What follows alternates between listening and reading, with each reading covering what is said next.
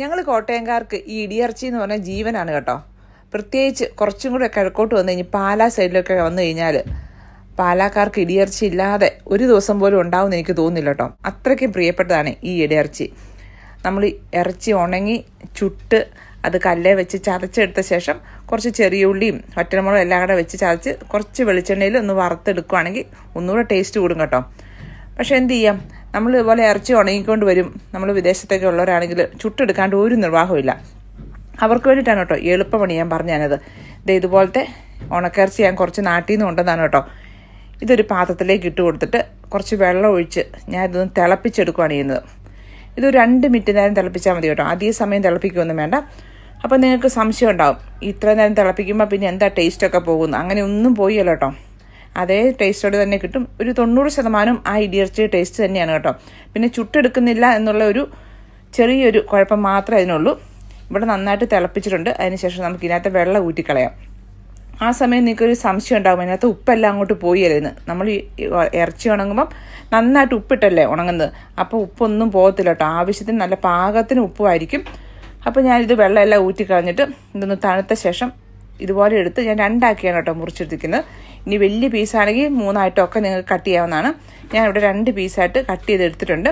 ഇറച്ചിയെല്ലാം ഇതുപോലെ കട്ട് ചെയ്തെടുത്ത ശേഷം നമുക്ക് കല്ലേ വെച്ച് ഇടിച്ചെടുക്കുക എന്ന് പറഞ്ഞാൽ ഇച്ചിരി ബുദ്ധിമുട്ടാണ്.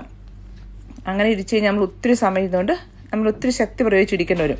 അതുകൊണ്ട് ഞാൻ ഇടിച്ച ഈ ഞുറുക്കിയ ഇറച്ചി എല്ലാം കൂടെ കൂടി മിക്സിയുടെ ജാറിലേക്ക് ഇട്ട് കൊടുത്തു കേട്ടോ. അപ്പം നമുക്ക് പെട്ടെന്ന് പണി എളുപ്പമാക്കി കിട്ടും. എന്നിട്ട് ഇതിന് ശേഷം നമ്മൾ ഈ പൾസർ ചെയ്യുന്ന ആ ഒരു സൈഡിലേക്കൊന്ന് ജസ്റ്റ് ഒന്ന് 2-3 പ്രാവശ്യം ഒന്ന് കറക്കി എടുത്തു കഴിഞ്ഞാൽ നമ്മുടെ ഇറച്ചി നന്നായിട്ട് പൊടിഞ്ഞ് വരും. പിന്നെ നിങ്ങൾക്ക് എന്തോരം പൊടിഞ്ഞ് വേണം, ചെറിയ ചെറിയ പീസസ് ആയിട്ട് വേണമെങ്കിൽ അതനുസരിച്ചാണ് കേട്ടോ നിങ്ങൾ കറക്കി എടുക്കേണ്ടത്. അതൊന്ന് മാറ്റി വെക്കാം. അതിനുശേഷം നമുക്ക് കുറച്ച് ചെറിയുള്ളിയാണ് വേണ്ടത്. കുറച്ചേറെ ചെറിയുള്ളി വേണം കേട്ടോ ഇതിലേക്ക്. ഞാൻ ഇതുപോലെ കല്ലേ വെച്ചൊന്ന് ചതച്ചെടുത്തിട്ടുണ്ട്. ചതച്ചെടുക്കുമ്പോൾ ഒത്തിരി അങ്ങോട്ട് ചതഞ്ഞ് പോകണ്ട കേട്ടോ. ഇതുപോലെ ഒന്ന് ജസ്റ്റ് ഒന്ന് ചതച്ചെടുത്താൽ മതിയാവും. ഇനി ഒരു പാനിലേക്ക് കുറച്ച് വെളിച്ചെണ്ണ ഒഴിച്ചു കൊടുക്കണം. വെളിച്ചെണ്ണ തന്നെ വേണം കേട്ടോ. അതാണ് ഈ ഇറച്ചിയുടെ ടേസ്റ്റ്. വെളിച്ചെണ്ണ ഒന്ന് ചൂടായി കഴിയുമ്പോഴേക്കും അതിലേക്ക് നമ്മൾ ചതച്ച് വെച്ചിരിക്കുന്ന ഈ ചെറിയുള്ളി ഇട്ട് കൊടുത്തിട്ട് ആവശ്യത്തിന് കരിവേപ്പിലയും കൂടെ ചേർത്ത് കൊടുക്കുക. ഇച്ചിരി കൂടുതൽ കറിവേപ്പിലയും കൂടെ ചേർത്ത് കൊടുത്തു കേട്ടോ. അപ്പം നല്ലൊരു ടേസ്റ്റ് ആയിരിക്കും. അത് ജസ്റ്റ് ഒന്ന് വഴറ്റിയെടുക്കുക. ചെറുതായിട്ടൊന്ന് ചൂടായി കഴിയുമ്പം നമുക്ക് നമ്മൾ നേരത്തെ പൊടിച്ച് വെച്ചിരിക്കുന്ന ആ ഇറച്ചി ഇതിലേക്ക് ഇട്ട് കൊടുക്കാം. പിന്നെ ഉപ്പൊക്കെ പാകത്തിനാണ്. നമുക്കറിയാം ഉണക്കിറച്ചിക്ക് ഉപ്പൊന്നും ചേർക്കേണ്ട ആവശ്യമില്ല. പിന്നെ ഇതിലേക്ക് ഞാൻ മുളക് ചതച്ചാണ് ഇട്ട് കൊടുത്തിരിക്കുന്നത്. ഇനി ഈ വറ്റൽമുളക് ചേർക്കുന്ന സ്ഥാനത്ത് നിങ്ങൾക്ക് വേണമെങ്കിൽ പച്ചമുളക് ചേർക്കാം കേട്ടോ. എന്തായാലും ഇടിയിറച്ചിക്ക് ഉണക്കമുളക് ചതച്ച് ചേർക്കുന്നിടത്തോളം ടേസ്റ്റ് വേറെ ഒന്നുമില്ല കേട്ടോ.